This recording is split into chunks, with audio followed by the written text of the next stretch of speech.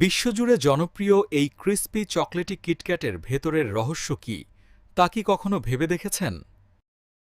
কিটক্যাটের এই যাত্রা শুরু হয় পশ্চিম আফ্রিকার বিশাল কোকো বাগান থেকে, যেখানে রোদে ঝকঝকে পাকা কোকো পড সংগ্রহ করা হয়।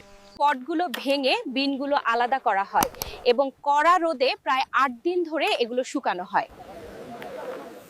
ফ্যাক্টরিতে আসার পর বিনগুলোকে বিশেষ মেশিনে পরিষ্কার করা হয়, যাতে কোনো ধুলোবালি বা খোসা না থাকে।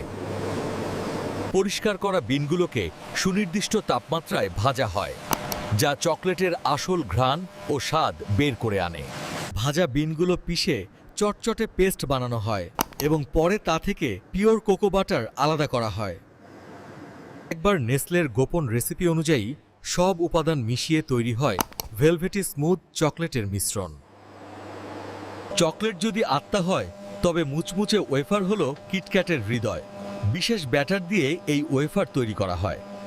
নিখুঁত ছাঁচে ব্যাটার ঢেলে মাত্র ৩০ সেকেন্ড উচ্চতাপে বেক করলেই তৈরি হয় আমাদের প্রিয় ক্রিসপি ওয়েফার।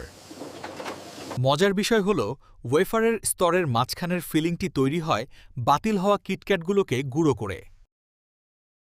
একটি আধুনিক কাটিং মেশিনের সাহায্যে এই বড় ওয়েফারগুলোকে কিটক্যাটের চেনা আকারে নিখুঁতভাবে কেটে নেওয়া হয়। এবার কাটা ওয়েফারগুলো ঘন চকলেটের ঝরনায় ভিজে একটি চকচকে ও সুস্বাদু আবরণ পায়। সবশেষে রোবোটিক হাতের মাধ্যমে দ্রুতগতিতে প্যাকিং শেষ হয়। প্রতিদিন প্রায় ৪০ লক্ষ কিটক্যাট এখান থেকে তৈরি হয়। প্যাকিং শেষে ট্রাকগুলো বেরিয়ে পড়ে সারা বিশ্বে হাসি ছড়িয়ে দিতে। Have a break, have a KitKat.